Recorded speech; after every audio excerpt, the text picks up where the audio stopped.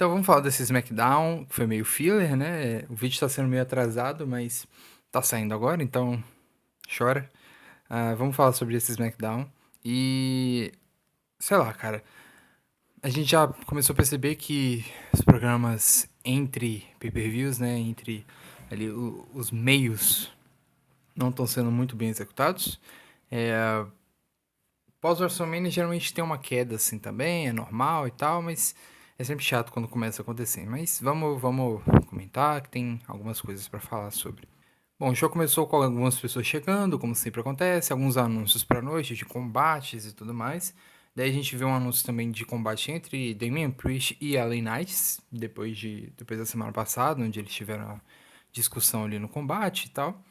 E aí a gente vê o Damian Priest chegando, só que ele já chega brigando com o Solo e o Jacob. O Solo e o Jacob estão ali, ele chega dando um empurrão e tal.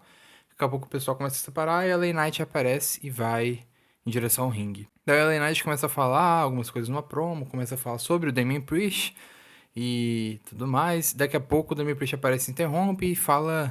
Os dois começam assim.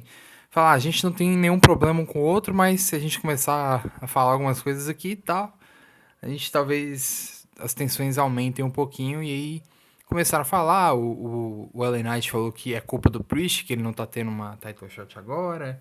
O Damian Priest fala que isso tudo é culpa do LA Knight porque ele que perdeu o título na WrestleMania. Enfim, e o combate deles, que era pra ser mais tarde, acabou sendo adiantado e aconteceu ali mesmo, naquele momento, porque os dois não estavam aguentando mais esperar. Daí a gente teve o combate tava indo bem. Eu achei que talvez iniciariam com um ataque já da Bloodline pra gente ter o Solo e Jacob contra LA Knight e Damian Priest, ou talvez um ataque do Drew McIntyre. Mas a luta rolou bastante, depois o Solo Sikoa apareceu pra atacar. E aí ele atacou o Damian Priest dessa vez, né? Na semana passada ele atacou o LA Knight e não chegou a causar desqualificação porque o Damian Priest atacou o Drew McIntyre. Mas dessa vez o Solo atacou o Damian Priest e depois atacou o LA Knight. Só que aí o Priest pegou o Solo e aí os dois, o LA Knight e o Priest, se juntaram pra atacar o Solo. Mas o Jacob Fatu apareceu e atacou todo mundo. A gente não viu o Drew McIntyre nesse segmento. Na verdade, nesse SmackDown ele não apareceu. Mas já foi confirmado que ele vai continuar aparecendo. Então, enfim, teve esse segmento aí do Jacob. O Jacob destruiu o LA Knight, acredito que foi o LA Knight com o Samoan Drop na mesa de comentaristas. E ok. Aí mais tarde a gente tem um anúncio em relação ao título do Jacob Fatu. Depois a gente vê uma entrevista ali no backstage com a Fraction. Eles conversam com o Pretty Deadly. Na verdade, primeiro eles estão sendo entrevistados, daqui a pouco o Pretty Deadly aparece e tal, começa a falar algumas coisas. E a gente vê o anúncio, na realidade, no meio de Ellen Knight e Damian Priest, a gente viu o anúncio que ia ter Fraction contra Pretty Deadly hoje. E aí o combate deles foi logo em seguida, né? O Pretty Deadly, sinceramente, são uma tag muito mal utilizada, na minha opinião. Eles são muito bons, eles são muito melhores do que eles parecem ser, né? E o combate foi bem legal. O Fraction venceu o Pretty Deadly, bem ok, nada demais. Aí a gente teve um segmento backstage com o Nick Aldis, que tava com a Michin e a B-Fab. E elas estavam falando sobre a tag team match da semana passada, que inclusive recebeu 5 estrelas, né, do Dave Meltzer.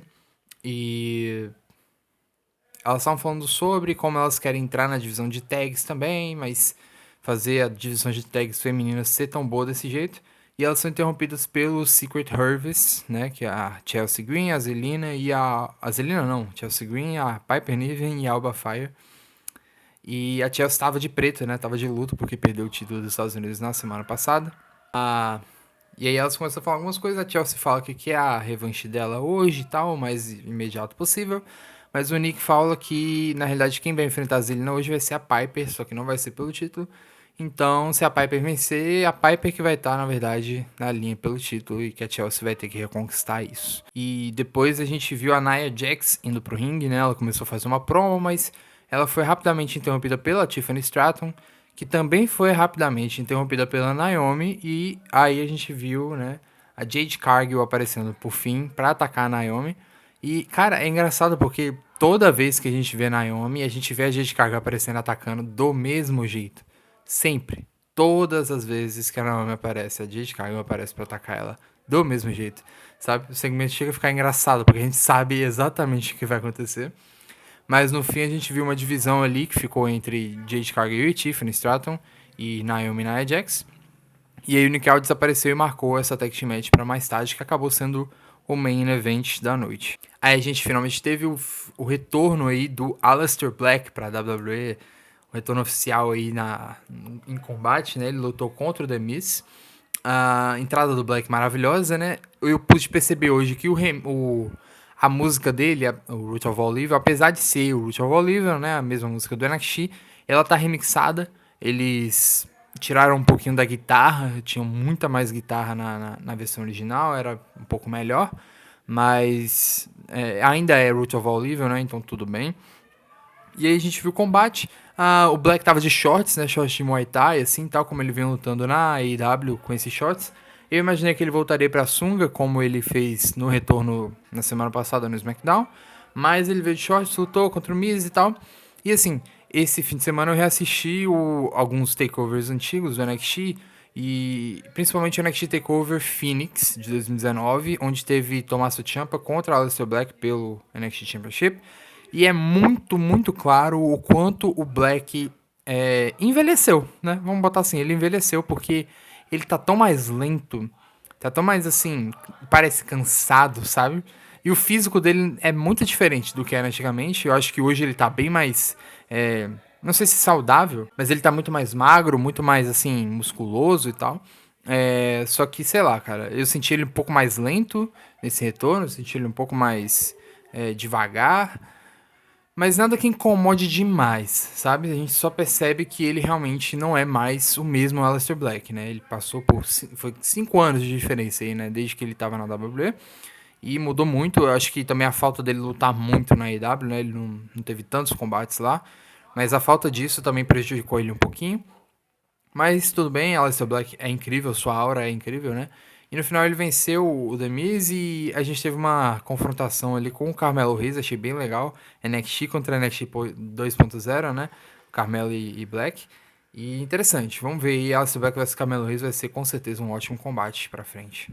Aí a gente corta pro backstage onde a gente vê o Ray Phoenix, né? Ele tá nos bastidores lá, e aí o Santos Escobar aparece, começa a falar com ele, fala sobre a vergonha que foi a WrestleMania e tal, ele perder pro El Grande Americano, né, e tudo mais. E o Ray Phoenix não gosta, obviamente, né, ele fica bem bravo com isso e tal, e começa a falar que ele vai ter um combate contra o Santos mais tarde. Então a gente deve ver aí Santos Escobar contra o Ray Phoenix mais pra frente. Logo em seguida, a primeira luta da nova United States Champion feminina, né, a Zelina Vega contra a Piper Niven. O combate foi, né, nada demais, as duas estavam se esforçando, mas não saiu algo muito bom. E, pô, cara, a Piper tá lutando de terno, tá ligado? Que coisa esquisita. Muito esquisito a Piper lutar de terno, né? Mas tudo bem. Aí a gente viu a Piper tentando atacar a Zelina que tava nas cordas, só que a Zelina saiu, atacou a Chelsea Green sem querer. Então, tensões aí entre a Secret Harvest, né? E a Zelina venceu por roll-up, a Piper Niven, e aí conquistou sua primeira vitória como campeã. Não defendeu o título, mas foi a primeira vitória dela como campeã dos Estados Unidos. Depois a gente viu um segmento do Nick Aldis no backstage com o Jacob Fatu e o Solo Sikoa. E o Nick começa a falar sobre, devido às ações do Jacob, como ele tá atacando todo mundo e tal, e devido às ações do Solo também, o Jacob vai ter que defender o título no Backlash numa triple threat entre Jacob Fatu, Damian Priest e Ellen Knight, né? Só que aí o Solo resolveu piorar um pouco a situação, porque o Solo começou a falar que, pô, esses dois não merecem um combate. Na realidade, se alguém merece um combate, pelo menos, teria que ser o Drew McIntyre e tudo mais. E o Nick, pô, ainda bem que você me lembrou disso. Então vai ser uma Fatal 4-Way no Backlash. Drew McIntyre tá adicionado. E o Jacob ficou puto, saiu, obviamente, né? Fatal 4-Way. Mas o Solo falou depois, pô, que isso, cara? Você tá tentando ferrar com o Jacob aí e tal. E o Nick falou, não, você que tá tentando ferrar. Achei isso interessante, a gente já tá vendo um teaser aí de Solo contra Jacob, né?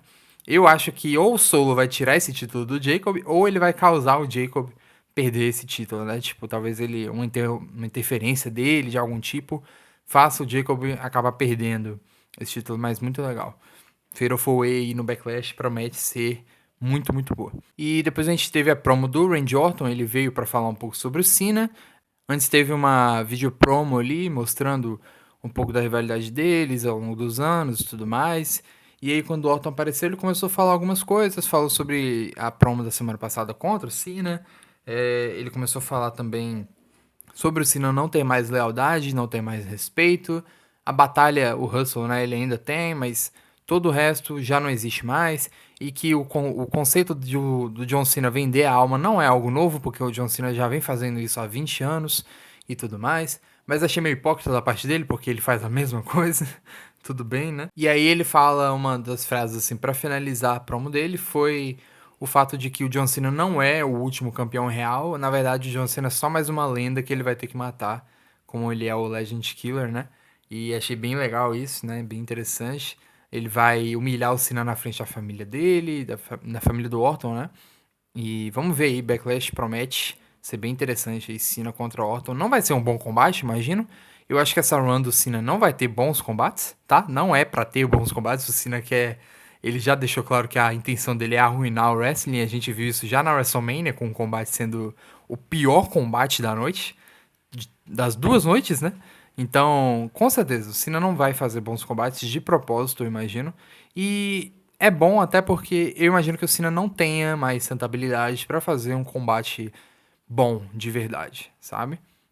Então, eu imagino que eles vão seguir por esse caminho, de fazer o Cena lutar ruim de propósito, né? Com certeza vai ter muito pop pro Orton, né? A terra dele, mas vai ser interessante de ver. Aí a Naomi encontra a Nia Jax no backstage e a gente tem o mesmo segmento da semana passada. Eu nem preciso falar o que aconteceu, porque eu literalmente falei na semana passada, foi exatamente o mesmo segmento. Depois a gente viu o Randy Orton encontrando o R-Truth no backstage, né? O R-Truth começou a falar que o Orton vai perder no Backlash porque o Cena é o último campeão real. Eu falei, cara, o R-Truth vai tornar a Rio junto com o Cena, mano. Eu acho que eles devem usar essa storyline mais pra frente aí do R-Truth, assim, mais internamente, tipo, porque agora, na realidade, ela tá sendo algo mais de lado, né? Mas eu acho que ela vai ter um destaque mais pra frente, tá? Eu acho que eles vão meter o R-Truth aí tendo um destaque com esse reinado do Cena.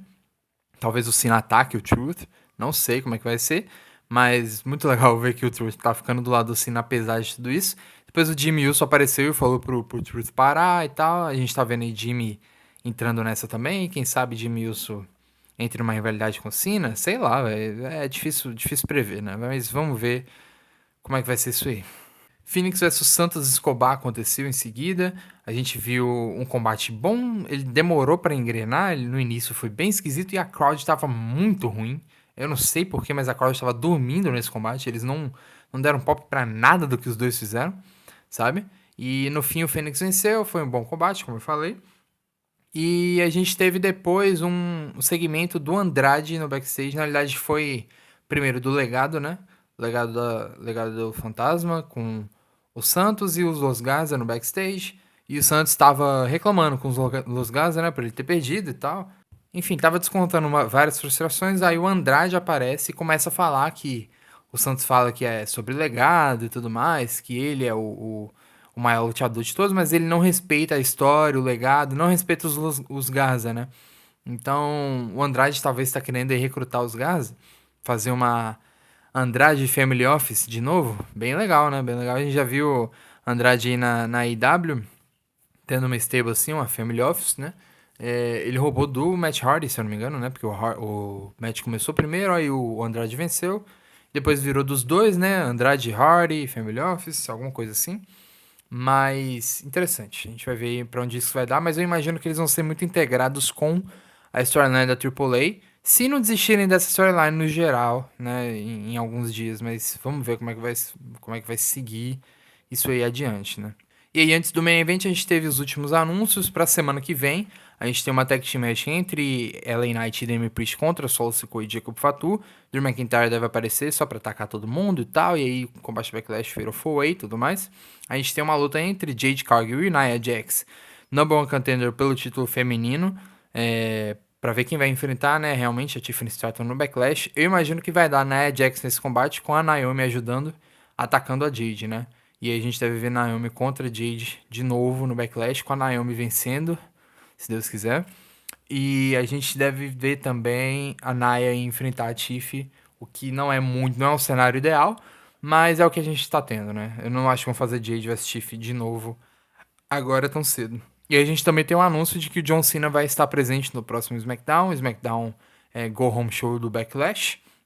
Então a gente vai ver aí mais uma aparição do Cena para falar do seu combate contra o Randy Orton. Depois a gente teve o Main Event, que foi a Tag Team Match entre Jade Cargill e Tiffany Stratton contra Naomi e Nia Jax. Combate não tem muito o que falar do combate, é só que aquela gimmick que eu falei da Jade seguir de transformar e sempre usar um Powerbomb no combate como um move muito forte. Eles continuaram com isso, só que dessa vez não foi algo muito revolucionário. A Jade pegou a Nia num Powerbomb do corner, né? A gente já viu a Nia levando Powerbomb muitas vezes, mas sempre dá um pop muito grande pra crowd, o que é legal.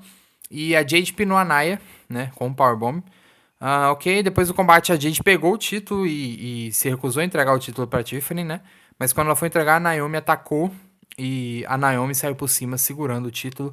Eu imagino que Naomi vença Jade, como eu falei, no Backlash, e que Naomi seja a próxima desafiante aí pelo título da Tiffany Stratton.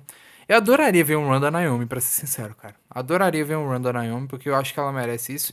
E eu acho que ela seria perfeita pra dropar pra Jade mais pra frente também, tá? Apesar de já estar enjoado de ver Jade contra Naomi, mas tudo bem. Eu acho que pra dropar pra Jade, eu acho que ela é ideal.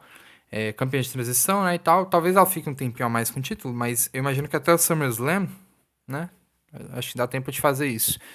De qualquer forma, semana que vem a gente tem aí Jade contra a Nia para decidir a oponente da Tiffany. Então é isso, o SmackDown foi esse. Foi bem curto, né, na minha opinião.